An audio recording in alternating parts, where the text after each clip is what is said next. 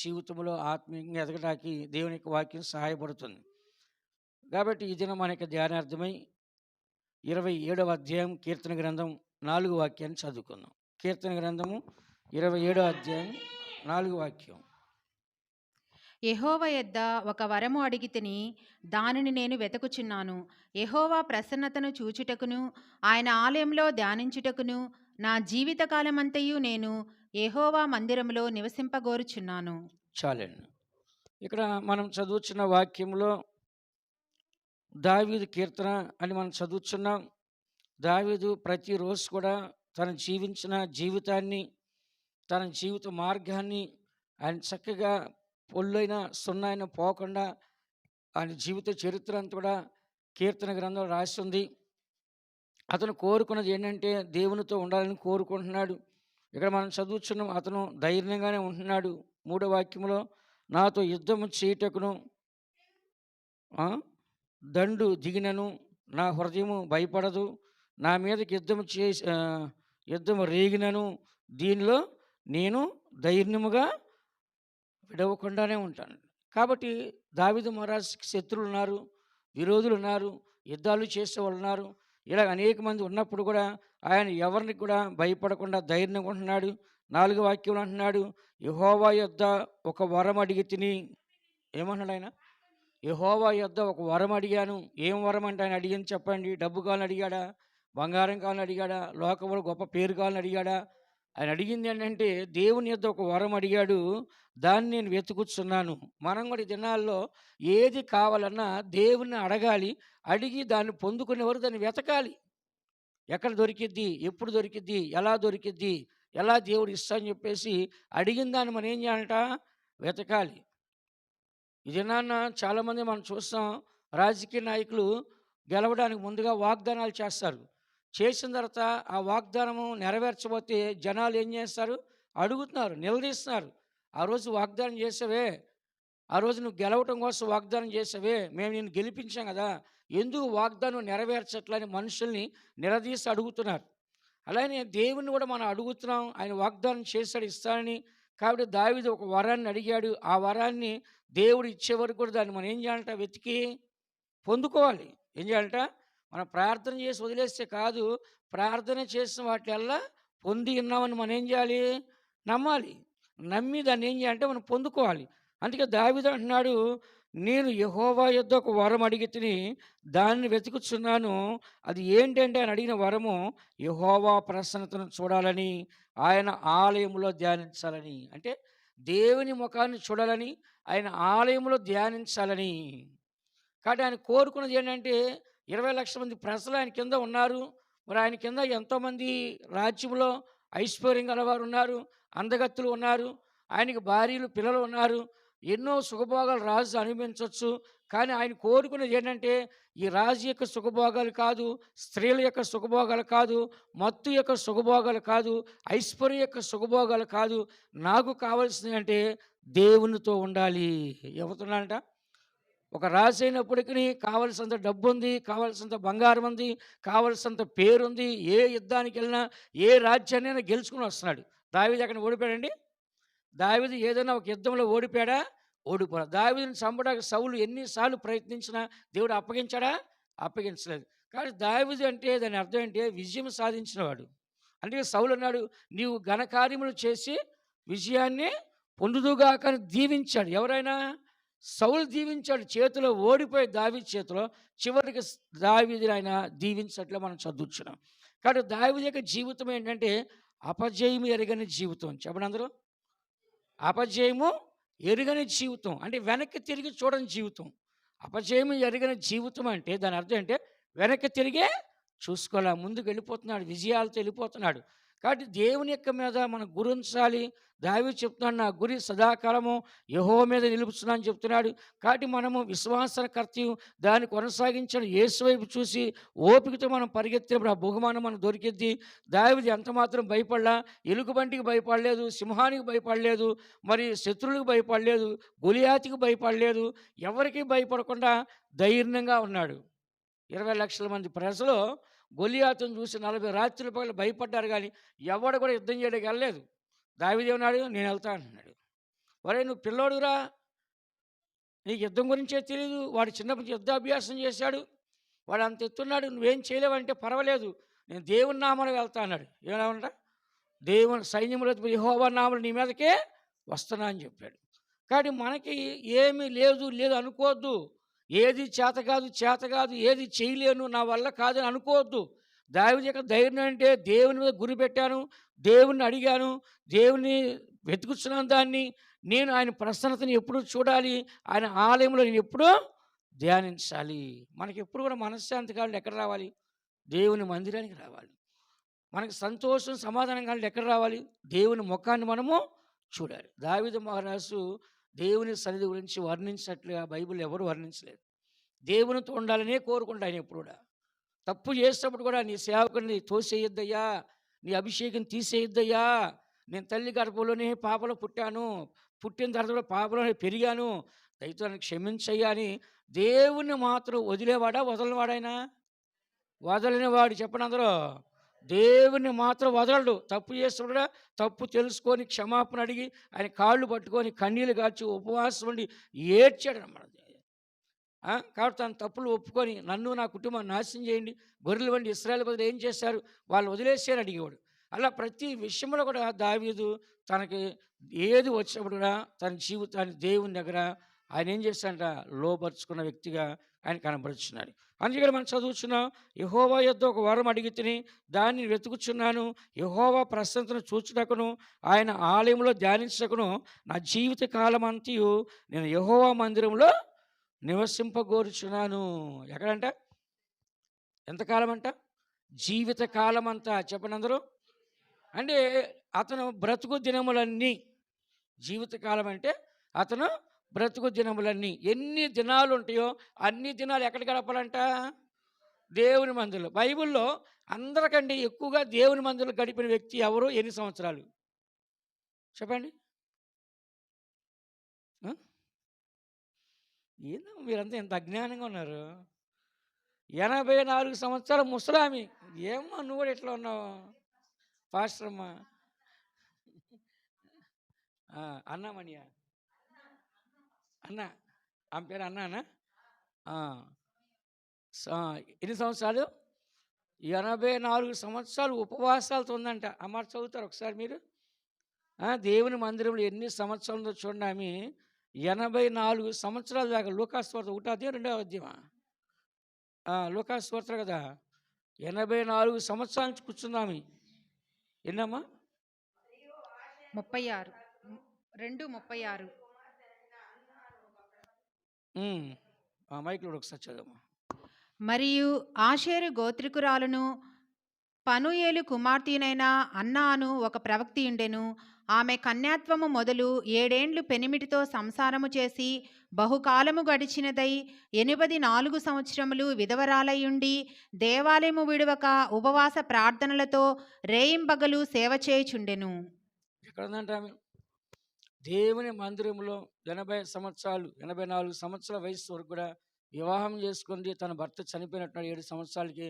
ఆ తర్వాత దేవుని మందిరానికి వచ్చి అక్కడే సేవ చేస్తూ ఉంది. ఎన్ని సంవత్సరాలంట? 84 సంవత్సరాల వయసు వరకు కూడా ఉపవాసంతో ప్రార్థన చేస్తుంది. ఇంకో వ్యక్తి కూడా ఉన్నాడు. ఆయన ఎవరు? సమూయేలు. ఎవరంట? సమూయేలు కూడా ఏం చేశాడు? యేసుప్రభువుని చూసే వరకు నేను మరణం పొందనని ప్రవచనం ఉంది. అలాగే యేసుప్రభువుని చూసి నాదా నీ దాసుని ఇప్పుడు సమాధానంగా పోనిస్తున్నావు అని చెప్పి ఆయన కూడా ఆ తర్వాత మరణించాడు. ఎందుకంటే దేవుని బిడ్డ మనము ఎప్పుడు కూడా ఎక్కువగా దేవుని సన్నిధిలో గడపడానికి మనం ప్రయాసపడాలి. సమయం దొరికి ఎక్కడ రావాలి? సమయమందును అసమయమందును దేవుని సన్నిధిలో గడపాలి. మన ఖాళీ దొరికితే ఎక్కడికి వచ్చి వాలిపోవాలి? చెప్పండి అందరూ. సమయం దొరికి ఎక్కడ రావాలి? చర్చికి వచ్చేయాలి. ఇంటికా ఉంటే ఎప్పుడు ఆ దరిద్రమే, ఆ సమస్యలే, ఆ మనుషులే, ఆ జీవితమే, దానిలో ఏ మార్పు ఉండదు.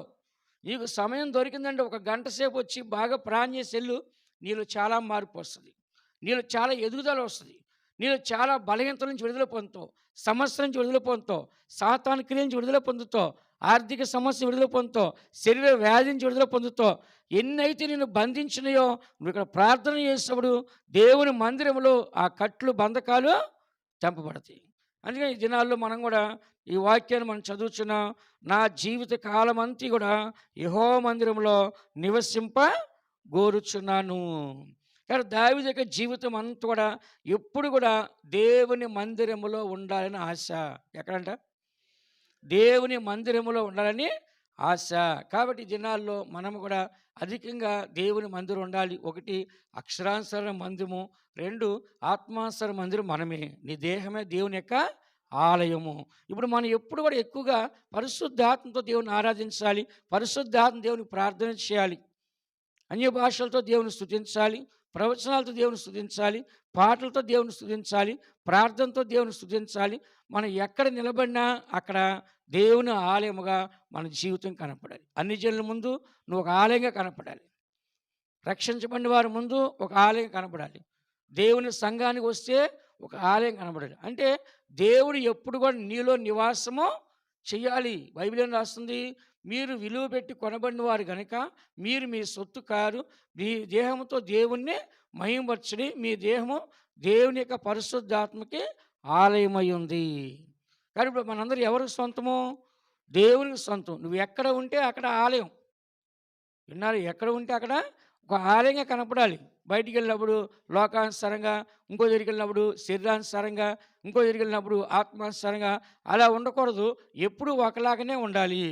అందుకే బైబిల్ రాస్తుంది, యేసు ప్రభు అంట 10,000 మందిలో అతికాంక్షణీయుడంట. 10,000 మందిలో గుర్తించవచ్చు అంట ఆయన్ని. అంటే ఏంటి? ఒక డిఫరెంట్, ఒక ప్రత్యేకత. అందరిలో 10,000 మందిలో ఆయన పెట్టినా కూడా 10,000 మందిలో అదిగో ఆయనే యేసు ప్రభు అనొచ్చంట. అంటే అంత ప్రత్యేకత ఆయనలో కనపడుతుంది. అందుకే దావీదుని మనం చూస్తున్నాము. అతడు దేవుని దగ్గర ఒక వరం అడిగాడు. ఈ దినాన్ని మీరు కూడా వరాన్ని అడగండి. ప్రభువా, ఎప్పుడు మీ సన్నిధిలో నేను ప్రార్థించేవాడిగా, ఎప్పుడు మిమ్మల్ని స్తుతించేవాడిగా, ఎప్పుడు వాక్యాన్ని ధ్యానించేవాడిగా, ఎప్పుడు పాటలు పాడేవాడిగా, ఎప్పుడు నీ స్వరాన్ని వినేవాడిగా, ఎప్పుడు నీ ముఖదర్శనం చేసేవాడిగా నాకు ఉండాలి ప్రభువా అని దేవుని మనం అడగాలి. దావీదుకి కావలసినంత డబ్బు ఉంది. ఎంతమంది భార్యలు ఆయనకి? 4 భార్యలు. చాలామంది పిల్లలు, కావలసినంత ఐశ్వర్యం, ఏంటి పనిగత్తులు ఉంటారు. ఇలా చెప్పాలంటే అన్ని రకాలునే దావీదుకి కావలసినంత సమకూర్చాడు. మందిరం కడతానికి కావలసినంత బంగారం, వెండి కుప్పలు కుప్పలు పెట్టేశాడు తీసుకొచ్చి. కానీ అవన్నీ అనుభవించాడు దావీదు? ఏం అనుభవించలే. అవన్నీ ఎవరి కోసం దాచిపెట్టాడు? దేవుని మందిరం కట్టాలి, కడతా అన్నాడు. దేవుడు చెప్పాడు, వద్దు, నువ్వు రక్తంతో అంటే సమాధానం లేకుండా ఉన్నావు కాబట్టి దేవాలయం కట్టొద్దు. నేను నీ కుమారుని పుట్టించిన తర్వాత ఆ కాలంలో సమాధానం కలగజేసి నేను కట్టించుకుంటాను. నువ్వు మాత్రం ఏం చేయాలి? అన్నీ సమకూర్చమన్నాడు. కానీ దావీదు సుఖాన్ని అనుభవించాడా? అనుభవించలేదు. అవన్నీ దాచిపెడితే కొడుకు ఏం చేశాడు?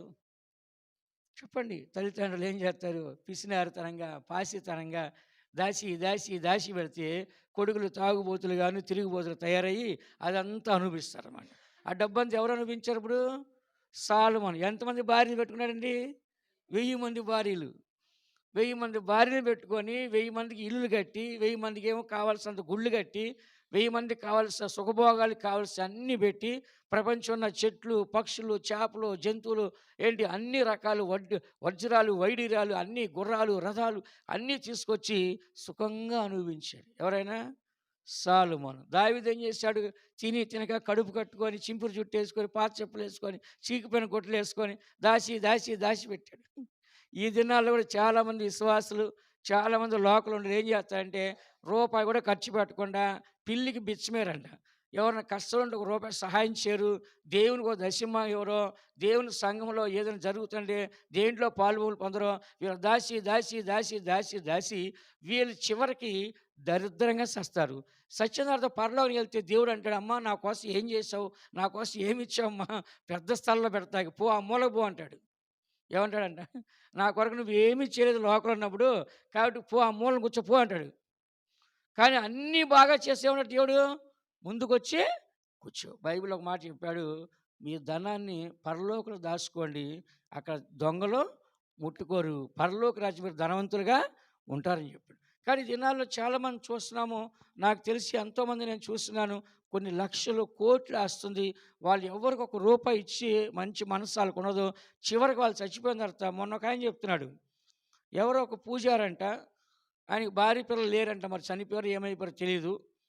చివరికి ఆయన చనిపోయినప్పుడు ఆయన్ని పారేసిన తర్వాత ఇంటికొచ్చి ఆ మంచం గించని దులుపుతుంటే డబ్బంతా ఉందంట. లెక్క పెడితే 70,00,000 ఉందంట. వాడు ఎంతమంది మీద శటగోపురం పెట్టి, ఎంతమందికి పూజలు చేసి, ఎంతమందికి కరమంత్రాల దినాలు చేసి, కష్టపడి డబ్బు దాసి, దాసి, దాసి, దాసి, దాసి ఎన్ని లక్షలుందంట? 70,00,000 ఉందంట. ఎవరు తినాలి దాన్నిప్పుడు? వాడు సరిగ్గా గుడ్డ కూడా వేసుకోడు. గోచి పెట్టుకొని ఉంటాడు. ఏం చేసుకున్నాడు ఇప్పుడు? ఇంకో అతను కూడా అలాగే కొడుకులిద్దరు అమెరికాలో నుంచి నెల నెల డబ్బులు పంపిస్తారంట. ఇక్కడ పని మనిషిని పెట్టుకొని మంచిగా తిను నువ్వు వండుకొని అని చెప్తే వీడు తిని తినక తిని తినక మొత్తం డబ్బు దాచిపెట్టాడంట. దాచిపెట్టిన తర్వాత ఏం జరిగింది? ఇంకా పని మనిషి ఏదో ఒక వారం రోజులు ఊరు వెళ్ళిందంట, రాలేదంట. ఈలోపు ఆయన ఒంట్లో బాగా చనిపోయాడు. ఇంకా ఆయన చనిపోయిన విషయం ఎవరికీ తెలియదు. ఒక వారం రోజుల తర్వాత పిల్లలకు డౌట్ వచ్చి ఎవరిని పంపించేది చేస్తే తాళాలు పగలగొట్టి చూస్తే చనిపోయినాడు. చనిపోయి ఆ మనిషి కుళ్ళిపోయినాడు. అప్పుడు పిల్ల వచ్చి ఇద్దరు ఆ కుళ్ళిపోయిన శవాన్ని తీసి పాత పడితే తీసుకెళ్ళిన తర్వాత ఆ మంచంలో ఉన్న బిడ్డ పారేస్తారు చచ్చిపోతే హిందువుల ఆచార ప్రకారంగా. ఆ బిడ్డ తీసి దాని కింద కొన్ని లక్షలు దొరికినాయంట. వాడు తిని తినక.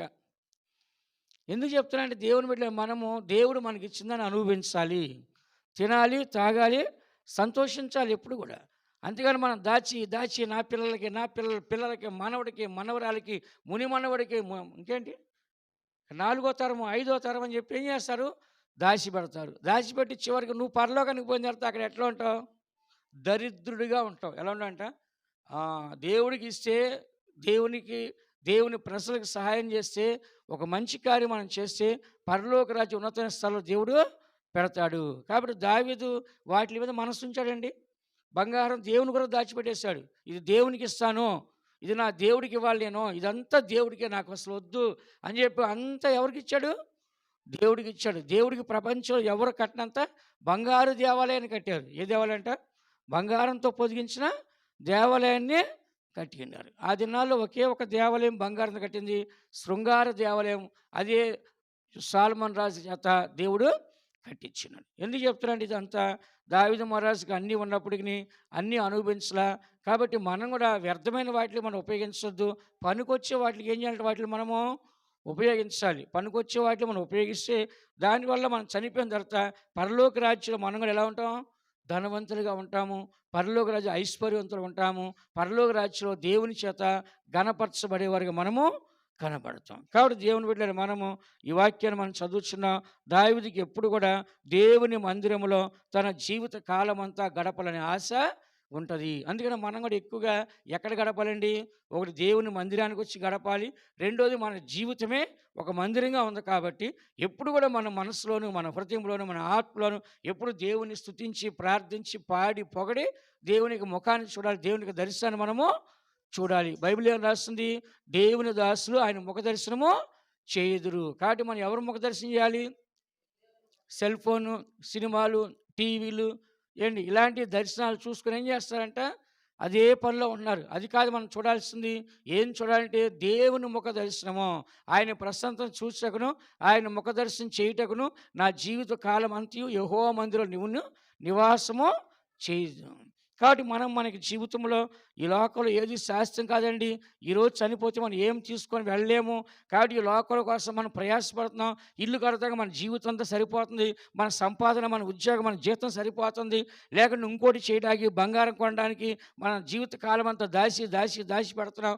ఇలా ఎన్నో మనం చేస్తున్నాం. కానీ దేవుని కొరకు ఏమి చేయకపోతే, దేవునితో మనం ఏమి గడపకుండా ఉంటే, దేవుని సన్ని అనుభవించకుండా ఉంటే రేపు పరలోక రాజ్యంలో ఆయనతో ఉండే అర్హత మనకి ఉండదు. ఇక్కడ ఎంతగా దేవునితో ఉంటామో అక్కడ అంతగా దేవునితో ఉంటాం. ఇక్కడ దేవునికి ఎంత దూరంగా ఉంటామో అక్కడ కూడా ఎలా ఉంటాము? చెప్పండి. దేవునికి దూరంగా ఉంటాము.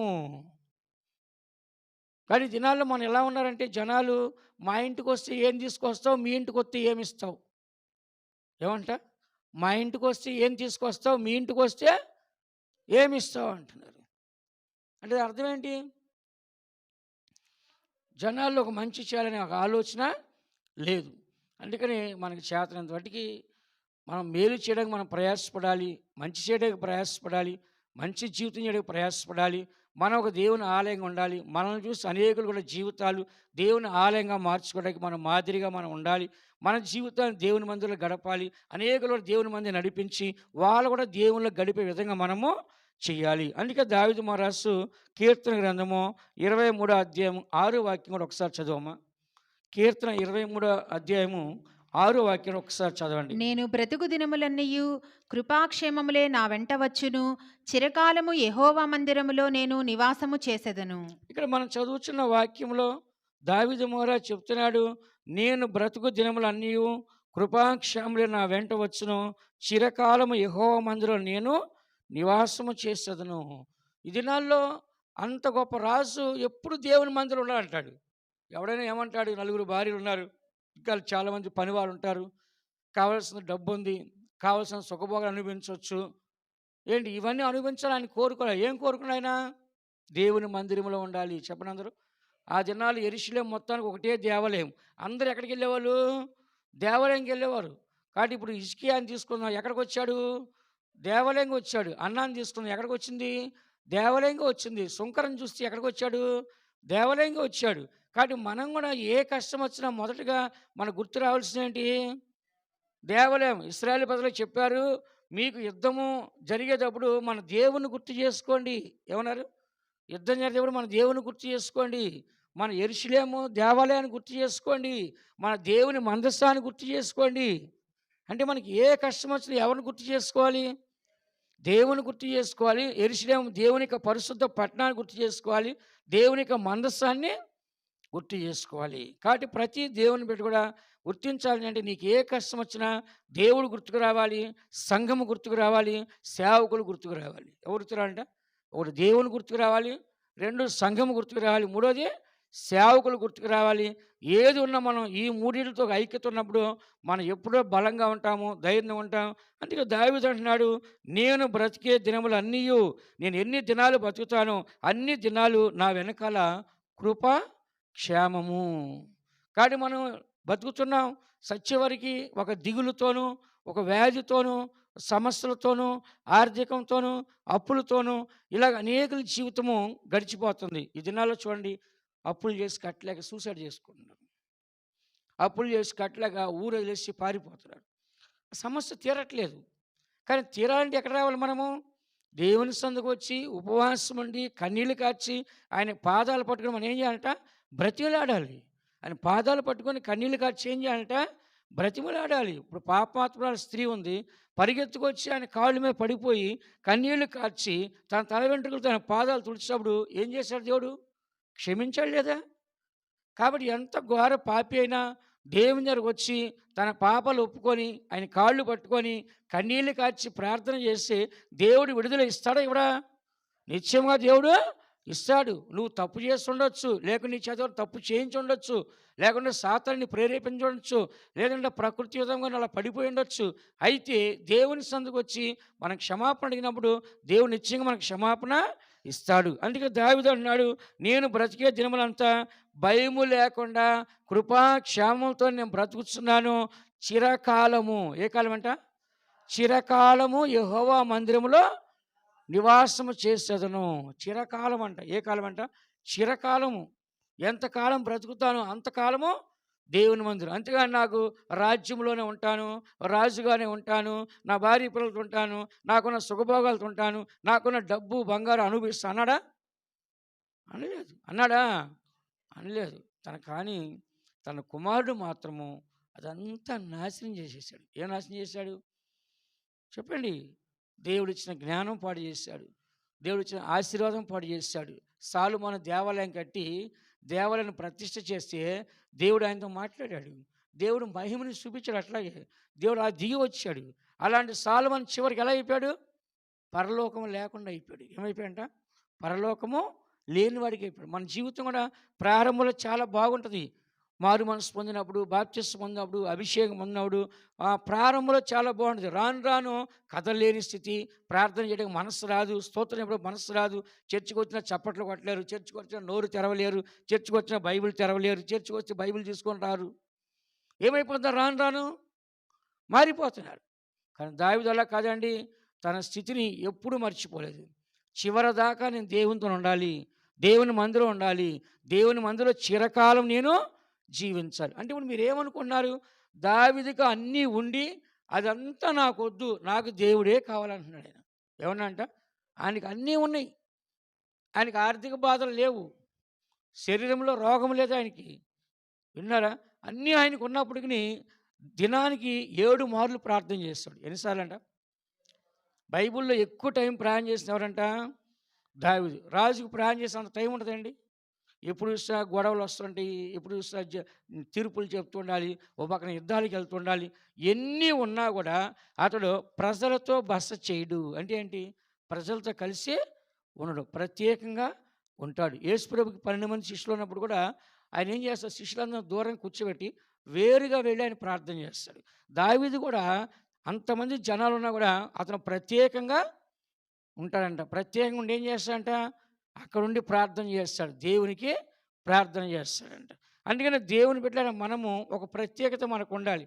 ఈ లోకంలో కూడా వీరప్పన్న, కిల్లర్ వీరప్పన్న చనిపోయాడు ఆయన. ఆయన కూడా అంతే అంట. వాళ్ళతో కలిసి ఉండంట. వాళ్ళందరూ ఒక దగ్గర పెట్టి ఈయన సపరేట్‌గా ఉండండి అంటే ఎవరు నమ్మడంట ఆయన. ఎప్పుడు చంపేస్తారని చెప్పేసి ఎవరు నమ్మకుండా దూరంగా సపరేట్‌గా ఉంటాడంట. తనను కాపాడుకోవడం కోసం. కానీ ఆయన మనిషి కాబట్టి ఆయన కాపాడబడలేకపోయాడు. కానీ దేవుడు కాపాడబడ్డాడు. దావీదు కూడా ఏమైందంట? కాపాడబడ్డాడు. దేవుడు శత్రువులకు అప్పగించాడా చెప్పండి? శత్రువు చేత చనిపోయాడు దావీదు. శత్రువుల చేతిలో చనిపోయాడు. చక్కగా మంచి పండు వృద్ధాప్యంతో నిరసన వెంట్రుకలతో సమాధికి వెళ్ళిపోయినాడు దావీదు. చనిపోయే ముందు కూడా చెప్పాడు, నేను వెళ్ళిపోవచ్చునా అని చెప్పాడు. మంచి మరణాన్ని దావీదు పొందాడు. తన జీవితం కూడా మంచి ముగింపు వచ్చింది. అందుకని దేవుని బిడ్డలైన మనము ఈ వాక్యాన్ని చదువుతున్నాం. దావీదు బతికుండగానే తన జీవితం ఏంటో, తన జీవితం ముగింపు ఏంటో, తన జీవితం ఎలాగుంటే బాగుంటుందో ముందుగానే చెప్పాడు. చిరకాలము యెహోవా మందిరములో నివాసము చేసేదను. అందుకని మనకి ఎప్పుడు కూడా ఏ దాహం ఉండాలి చెప్పండి? ఇప్పుడు మీ మైండ్ అంతా దేవునితో నింపబడినప్పుడు లోకమంతా మీకు అసలు ఎలా ఉంటుంది? అది చాలా హీనంగా కనపడుద్ది. ఘనంగానే కనపడదు. నువ్వు దేవుల్లో కంప్లీట్ ఉన్నప్పుడు ఈ లోకంలో ఉండాలనిపించదు. ఈ లోకం నాకొద్దు, నీ దగ్గరికి వచ్చేస్తా అంటారు ఎవరైనా. ఎందుకని? దేవుల్లో నువ్వు ఫుల్‌ఫిల్‌గా మొత్తం కంప్లీట్‌గా నువ్వు నింపబడినట్లయితే గనక నీకు లోకం అనేది అసహ్యంగా ఉంటుంది. విన్నారా? అందుకని ఈ దినాల్లో ఎక్కువగా ఎవరితో గడపాలి మనము? దేవునితో. మీరు చూసారో లేదో మెస్సీయ వస్తున్నాడని చెప్పేసి డిసెంబర్ 24 ఇది సెప్టెంబర్ 24 వస్తాడని చెప్తున్నారు యెరూషలేములో. సెప్టెంబర్ 24న 2024 సంవత్సరాన మెస్సీయ వస్తాడన్నారు. ఇంకెవరు? సైతానే వచ్చేది. అసలు మెస్సీయ యేసు ప్రభు వచ్చేసాడు కదా, వెళ్ళిపోయాడు కదా. ఇక నెక్స్ట్ ఏంటి? ఇశ్రాయేల్ ప్రజలు ఎదురు చూసి ఎవరు అంత్యక్రీస్తు కోసం ఎదురు చూస్తారు వాళ్ళు. వాళ్ళు నిజమైన మెస్సీ అనుకుంటాడు. వాడు మెస్సీ అని చెప్పి మోసం చేసి సమాధాన పరుస్తాడు. తెల్ల గుర్రం మీద వచ్చి ఏం చేస్తాడు? సమాధాన పరిచి దేవాలయం కట్టించేస్తాడు. కట్టించి ఆ దేవాలయంలో వాడు కూర్చుంటాడు. వాళ్ళు ప్రకటన చేస్తారు మెస్సీయ సెప్టెంబర్ 24 వస్తాడు 2024లో. దేవుని రాకడ సమీపిస్తుంది. సాతానికి రాకడ సమీపంగా ఉంది. పరిశుద్ధులు ఎత్తబడే దినం రాబోతుంది. సిద్ధపడిన వారు రకస్రాకులు ఎత్తబడతారు. తర్వాత సాతాను వచ్చి నేనే దేవుని చెప్పి అందరిని మోసము చేస్తూ ఉంటుంది. ఇప్పటికే వచ్చేసింది. ఎవరి రాజ్యము? సాతాను రాజ్యము. ఇప్పుడు కార్లు డ్రైవర్ లేకుండా తిరుగుతున్నాయి. ఇప్పుడు ట్రైన్లు డ్రైవర్ లేకుండా వెళ్ళిపోతున్నాయి. బస్సులు డ్రైవర్ లేకుండా వెళ్ళిపోతున్నాయి. పశువులకు మేత రోబో పోయి వేస్తుంది. మేత ఎవరు వేస్తారంట? రోబో. హోటల్లో సర్వీస్ ఎవరు చేస్తున్నారు? రోబోలే వస్తాయి. స్కూల్లో టీచింగ్ కూడా చేస్తున్నారు రోబో.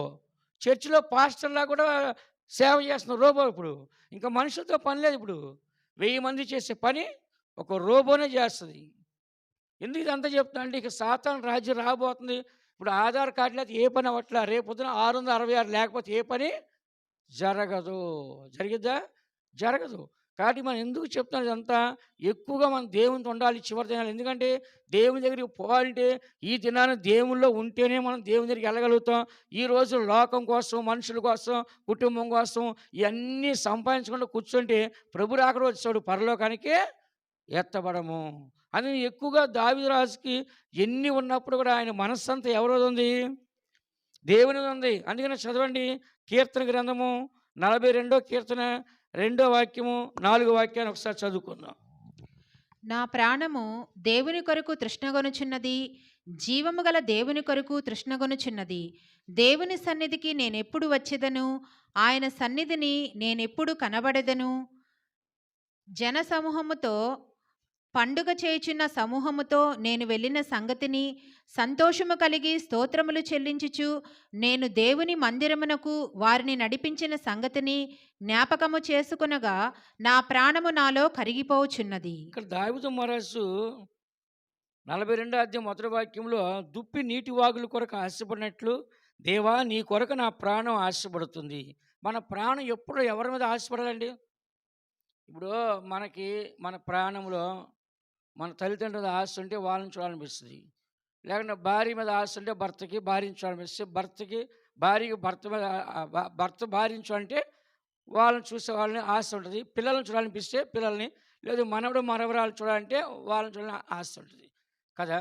కాబట్టి దావీదు మహారాజు గురించి రాస్తుంది, అబ్షాలోమును తన ప్రాణం పెట్టుకున్నాడంట. ఎందుకని? అబ్షాలోము దూరంగా వెళ్ళిపోయాడు, వాడిని చచ్చిపోతాడేమో, వాడిని చంపేస్తారని చెప్పేసి దావీదు ప్రాణం అంతా ఎవరు ఉందంట? అబ్షాలోము అని ఉందంట. అలాగే ఇక్కడ మనం చదువుతున్న దావీదు చెప్తున్నాడు, దుప్పి నీటి వాగుల కొరకు ఎలాగో ఎదురు చూస్తో అలాగే నా ప్రాణం అంతా నీ కొరకే ఆశపడుతుంది. కాబట్టి మన ప్రాణం ఎవరి కొరకు ఆశపడాలి? నా ప్రాణమా తినుము తాగుము సుఖించుము. కానీ ఈ రాత్రి దేవుడు నీ ప్రాణం అడిగితే నువ్వు సంపాదించినవన్నీ ఎవరయ్యి అంటుంది. కాబట్టి దేవుడు ఏమన్నాడంటే, మనము ఈ లోకముకి దిగంబరులుగానే వచ్చాము, ఈ లోకంలోంచి దిగంబరులుగానే పోతాము. పట్టుకెళ్తాం బంగారము. ఒకవేళ బంగారం పెట్టి ఎవరైనా సమాధి చేస్తారండి? చేసినా కూడా ఆ కాటి కాపరు ఉంటాడు, ఏం చేస్తాడు? మనం వెళ్ళిపోయిన తర్వాత తవ్వేసి తీసేస్తాడు. వాడు తీసాడా? కాబట్టి బ్రతికుండగానే అన్నీ మనం అనుభవిస్తాము. నా వాళ్ళు అంటాము, నా కుటుంబం అంటాం, నా కులం అంటాం, నా పేరు అంటాం, ఎన్నో చెప్తాం. చచ్చిన తర్వాత ఎవరు మన వెనకాల సావుకు రారు. ఒంటరిగానే చనిపోతాం, ఒంటరిగానే పాతి పెడతారు, ఊరు బయట పాతి పెడతారు. ఒకవేళ మనం చనిపోయిన తర్వాత ఎవరికైనా కనపడితే ఏమంటారు? దెయ్యమై కనపడ్డాడు అంటారు. మంచిగా మాట్లాడతారా? సచిన తర్వాత ఏమన్నాడు? దెయ్యమయ్యాడు, వాడు కనపడ్డాడు, ఏంటి మాకేమైనా జరిగిద్దేమో అని చెప్పేసి భయపడుతుంటారు కొంతమంది. నాకు కూడా చాలామంది చెప్తారు. ఎందుకు చెప్తున్నా అంటే, బతికున్నప్పుడే మనకి విలువ, చనిపోయిన తర్వాత మనకి విలువ ఉండదు. అందుకే దావీదు మహారాజు యొక్క ఆశ అంతా, తన ప్రాణం అంతా ఎవరి మీద పెట్టుకున్నాడు? దేవుని మీద పెట్టుకున్నాడు. కాబట్టి ఈ లోకంలో మనం అన్నీ సంపాదించినప్పటికీ మనకి మరణం ఈ రాత్రికి వస్తే ఏమైనా తీసుకెళ్తామా? చెప్పండి, ఏమైనా తీసుకెళ్తామా? ఒకవేళ నేను చచ్చిపోతాను అని మనకు తెలిసిద్దా? తెలియదు. చచ్చిపోయేటప్పుడు మనం తీసుకెళ్ళి ఇప్పుడు దాకా నేను దాచుకున్నాను, దేవునికి ఏమి ఇవ్వలేదు, పేదవాళ్ళకి ఏమిలా అని అప్పుడు ఇవ్వాలనుకుంటే కుదిరిద్దా? కుదరదు.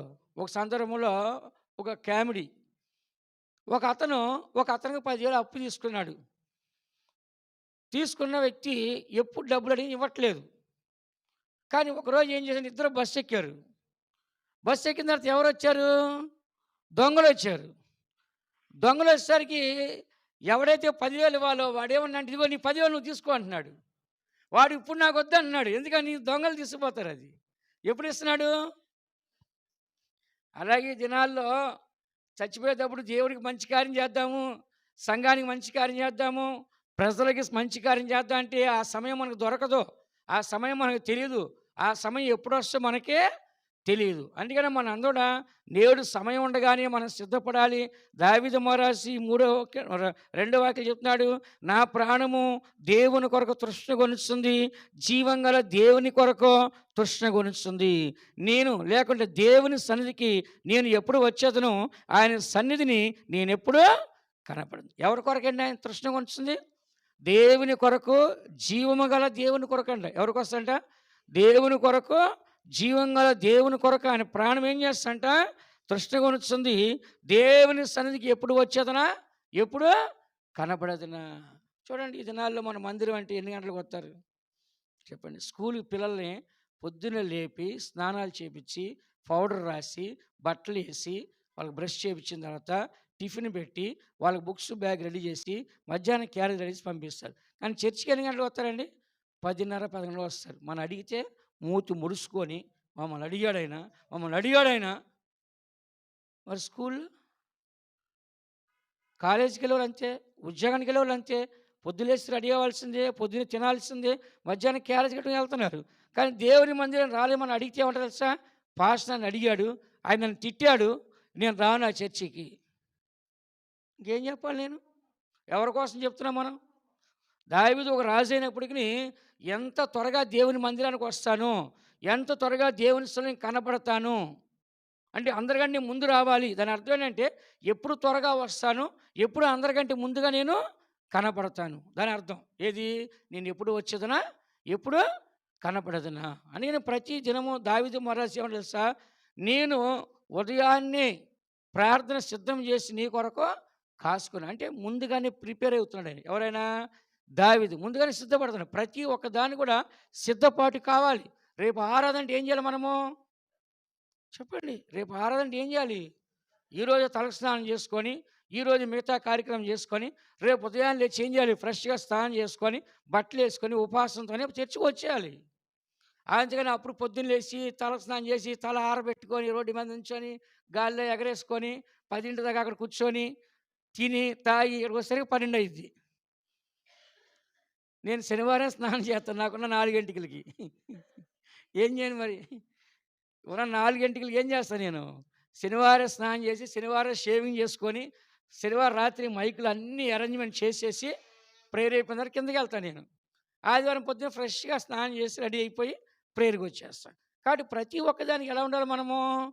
సిద్ధపాటు ఉండాలి. ఆదివారం పొద్దున్న లేసి, అప్పుడు తినేది, అప్పుడు తలస్నానం చేసి, అప్పుడు ఆరబెట్టుకొని ఇయన్నీ చేయకూడదు మనం. విన్నారా? అందుకని ముందుగానే ఏం చేయాలంట? ఏమో అందరూ ఇంతగా నవ్వుతున్నారు నేనేం చెప్పాను నేను? హ్మ్. సరే ఇప్పుడు కన్నా బుద్ధి తెచ్చుకొని ప్రతి వారం మీరందరూ ఏం చేయాలి? స్కూల్‌కి ఎలా వెళ్తున్నారో, కాలేజీకి ఎలా వెళ్తున్నారో, ఉద్యోగాలకు ఎలాగ వెళ్తున్నారో అలా ఏం చేయాలంట? సమయానికి రండి. కాబట్టి ఇక్కడ దావీదు మహారాజు ఏమంటున్నాడంటే, నేను దేవుని మందిరానికి ఎప్పుడు వస్తాను? నేనెప్పుడు కనపడతా అంటున్నాడు. 4వ వాక్యంలో ఏమంటున్నాడు?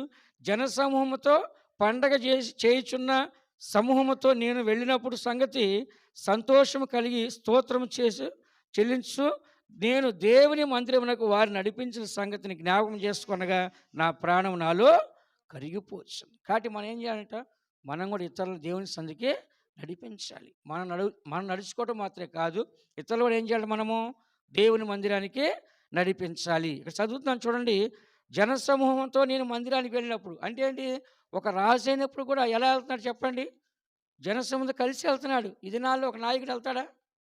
ఒక ఎమ్మెల్యేని మనం తీసుకుంటే జనాలతో కలిసి వెళ్ళగలడా? వెళ్ళలేడు. భయం. బాడీగార్డ్‌లు కావాలి. ఒక సెలబ్రిటీ ఏదన్నా ఒక సెలబ్రిటీని తీసుకుంటే ఒంటరిగా వెళ్ళగలడా? 100 మంది మీద పడిపోతారు. కానీ దావీదు మహారాజు ఎలా వెళ్ళాడు? సాధారణంగానే ప్రజలతో వెళ్ళాడు. ఆయన స్పెషల్‌గా ఒక వీఐపీ లాగా మాత్రము వెళ్ళలేదు. వీఐపీ లాగా స్పెషల్‌గా వెళ్ళలేదు కానీ ఒక సాధారణ వ్యక్తిగానే ఆయన వెళ్ళినాడు. కాబట్టి దేవుని సన్నిధికి వచ్చేటప్పుడు మనము సాధారణంగా మనం కనపడాలి. అందరితో మనం కలిసే విధంగా మనం కనపడాలి. అందరిలో మనం తగ్గించుకొని దేవుడు ఇష్టపడే జీవితాన్ని మనం చేయటానికి మనం కనపడాలి. బైబిల్ చెప్తుంది, నువ్వు దేవుని మందిరానికి పోవచ్చినప్పుడు నీ ప్రవర్తన జాగ్రత్త. చాలా జాగ్రత్తగా ఉండాలి. నువ్వు వెళ్ళేటప్పుడు నీ మాదిరి, నీ నడక, నీ ప్రవర్తన, నీ మాటలు ప్రతి ఒక్కటి ఎలా ఉండాలంట? చాలా జాగ్రత్తగా. ఎందుకంటే దేవుడు అక్కడ ఉన్నాడు. చెప్పండి అందరూ. ఎవరున్నారంట? అక్కడ దేవుడు ఉన్నాడు కాబట్టి నువ్వేం చేయాలంటే దేవునికి భయపడాలి. మనుషులు కాదు, మీ పాస్టర్ కాదు భయపడాల్సింది. ఎవరికి భయపడాలి? దేవునికి భయపడాలి. పాస్టర్ మీలాంటి మనిషే. కాకపోతే సంఘంలో క్రమశిక్షణ గురించి కొంత సేవకుడు చెప్పాలి కాబట్టి చెప్తాడు కానీ భయపడాల్సింది ఎవరికి? మీరా నేనైనా? నేను పొద్దున్న లేచిపోతే ఇక నేను పొద్దున్న లేచిన తర్వాత ముందు బ్రష్ చేసుకొని ఓ బైబిల్ పట్టుకొని కనీసం మీరు గంట, గంటన్నర బైబిల్ చూసుకుంటా పొద్దున ఆదివారం. ఆ తర్వాత మళ్ళీ స్నానం చేసి ఏదైనా తాగేసి ముందు ఇక్కడికి వచ్చేస్తాను. నాకంత భయము. నేను మీలాంటి మనిషినే. నేను స్పెషల్ ఏం కాదు. ఎందుకు ఇదంతా చెప్తున్నా అంటే ప్రతి దేవుని బిడ్డ కూడా ఎక్కువగా దేవుని సొలో గడపడానికి చివరి నెలలో ప్రయాసం అంటే దేవునితో గడపడానికి చెప్పండి అందరూ.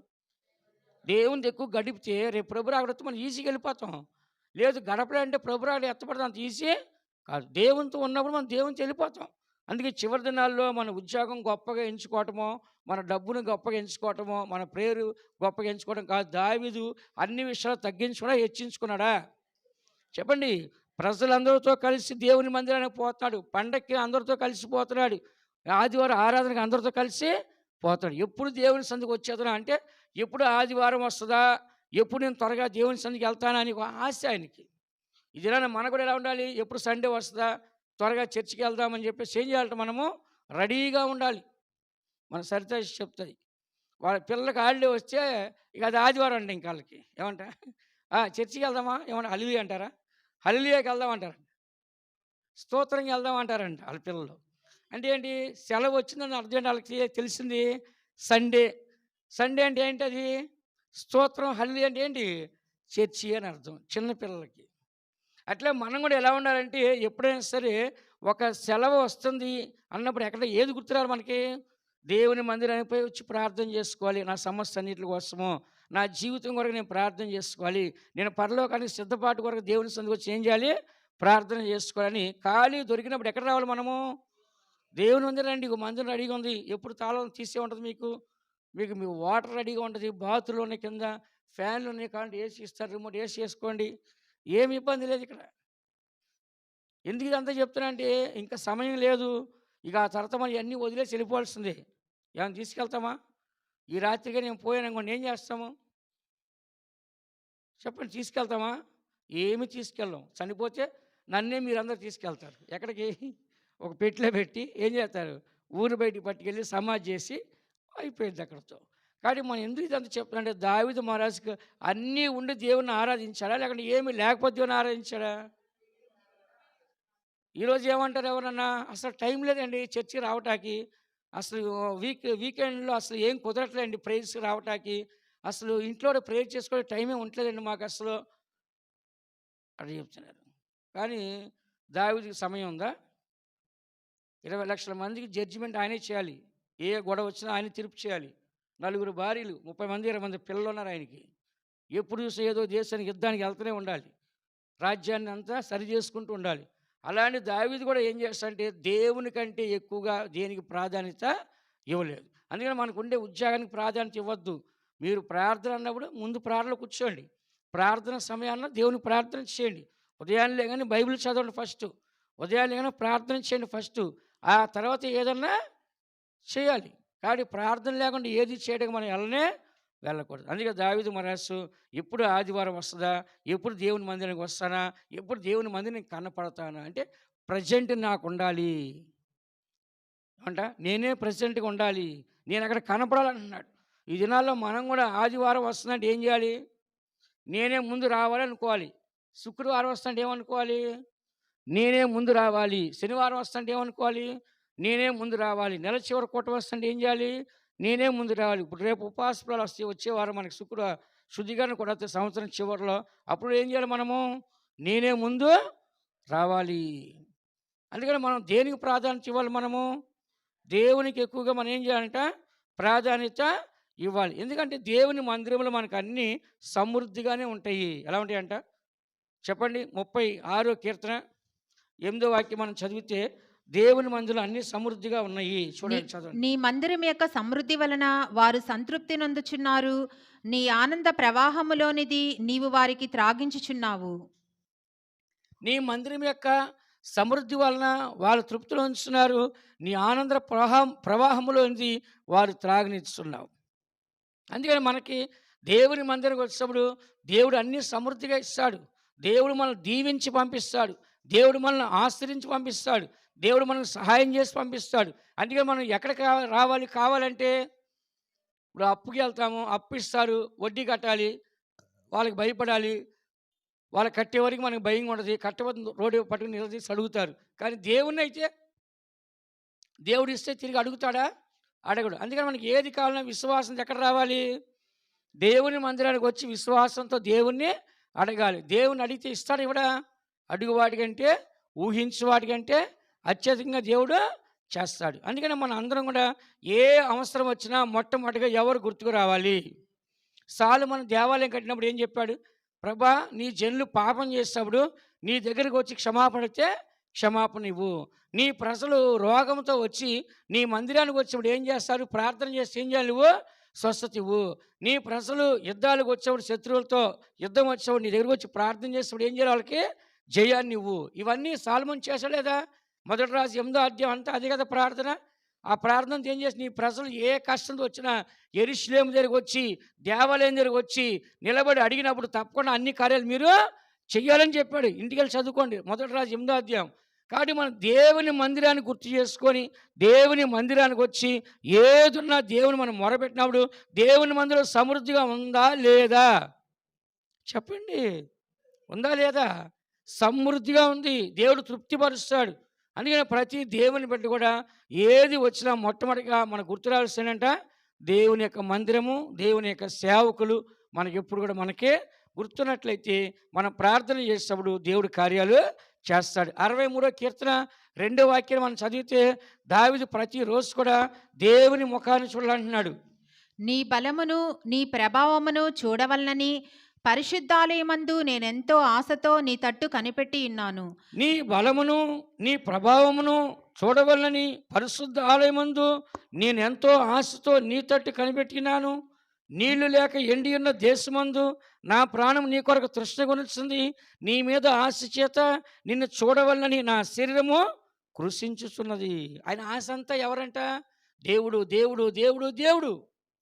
ఆయన భక్తి అంతా ఎవరి మీద? దేవుడు దేవుడు దేవుడు. ఎప్పుడు కూడా ఆయన దేవుని మందిరానికి వెళ్ళాలి, ప్రజలను కూడా దేవుని మందిరానికే నడిపించాలి.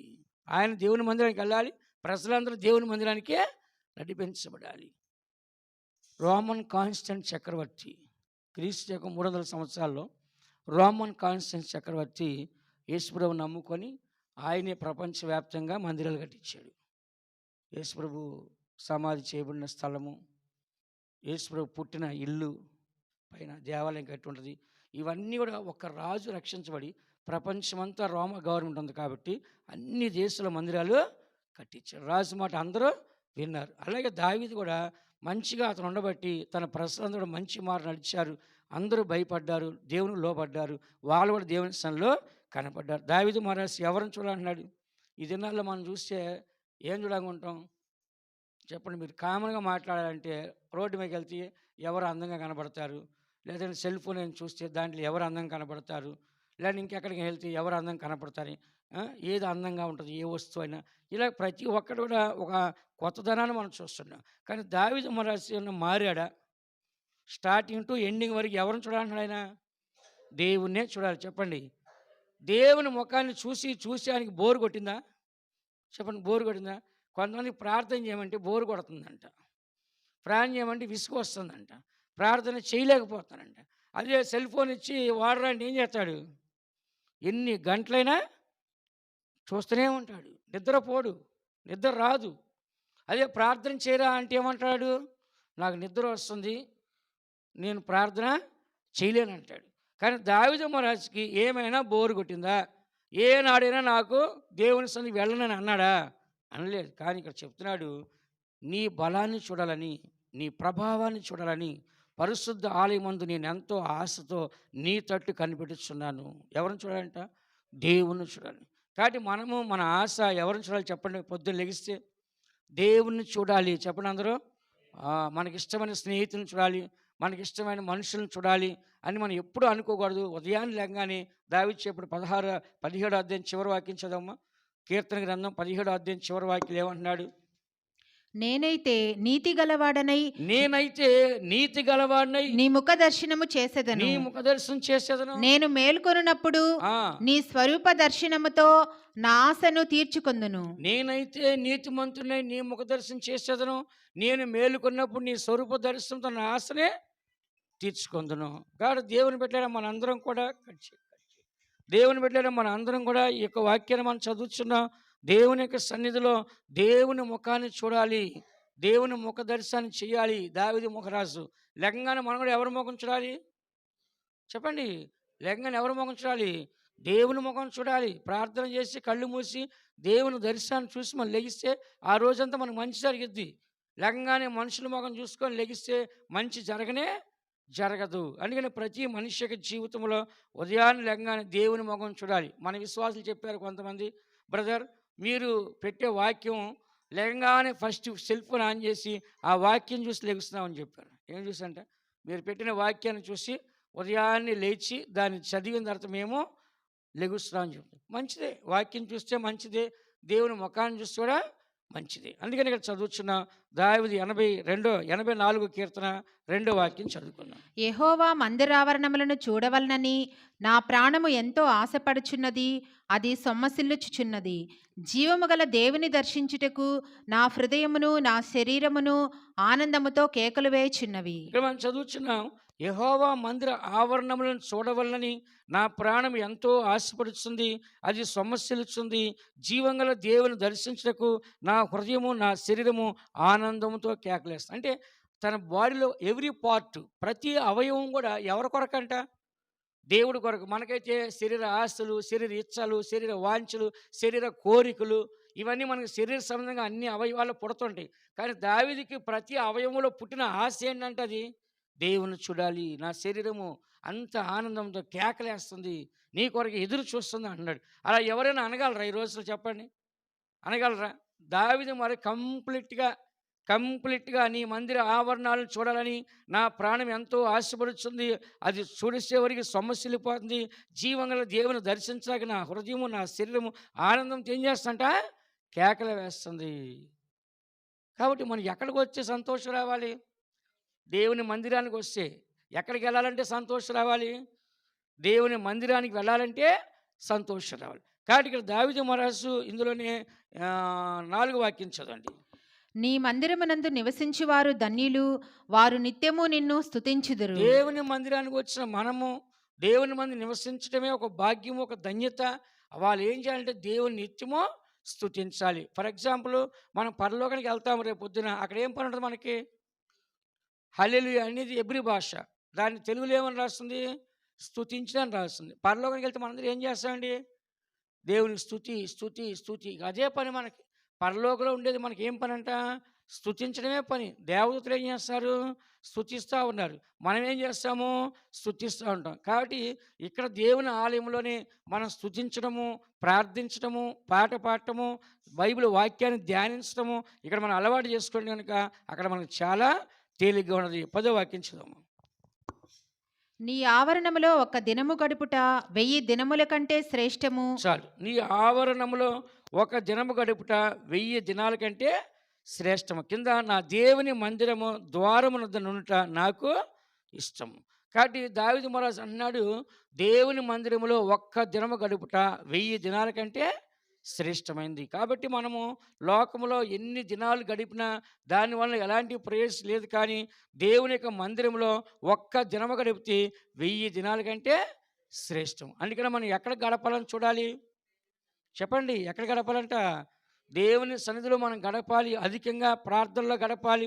ఇంటికాడ ఉన్నప్పటికీ మన దేహాన్ని సుధీరించుకొని ఒక ఆలయంగా మార్చుకొని అక్కడ ప్రార్థన చేయాలి.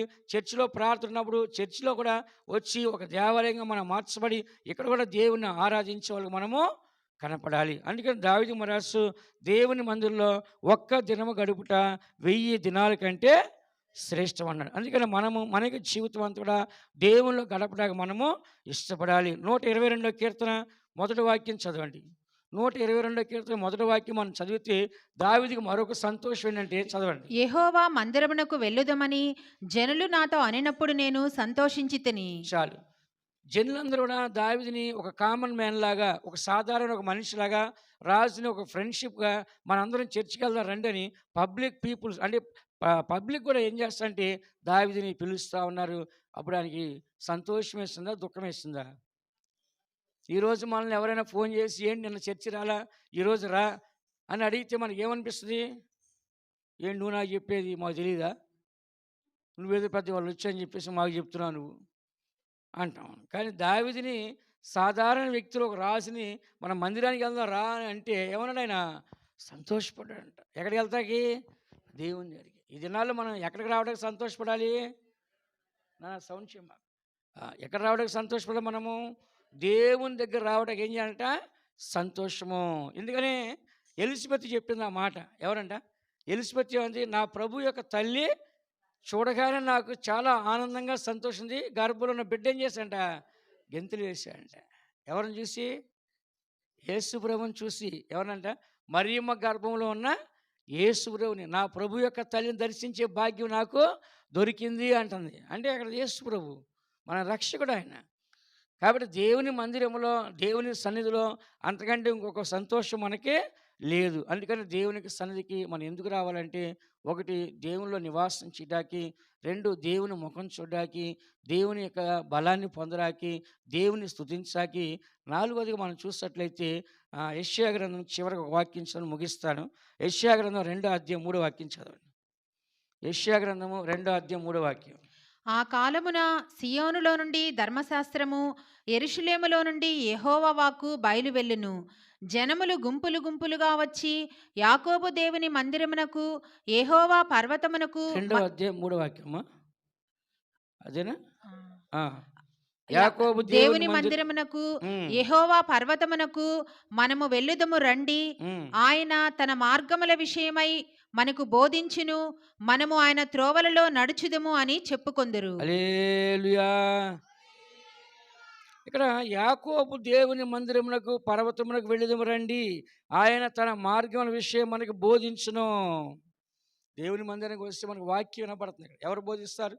దేవుడు ఆత్మ ద్వారా మనకి వాక్యాన్ని బోధిస్తాడు. దేవుని మందిరానికి వస్తే మనకి ఏం బోధించబడదు?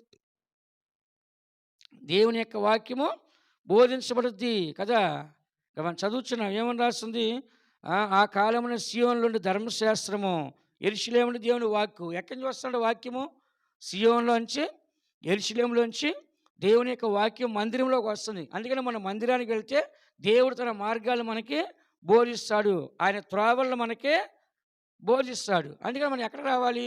దేవుని మందిరానికి మనము రావాలి. అందుకే దావీదు అన్నాడు, దేవుని మందిరంలో ఒక దినము గడుపుట 1000 దినాల కంటే శ్రేష్టము. ఇంకా దేవుని చిత్తమైతే తర్వాత మనం నేర్చుకుందాం. దేవుని మందిరంలో మనందరం కూడా దేవుని స్తుతించేవారుగాను, దేవుని మందిరంలో సంతోషాన్ని పొందేవారుగా, దేవుని మందిరంలో ఆయన మహిమను పొందేవారుగా పలు రకాలుగా దేవుని యొక్క వాక్యం రాస్తుంది.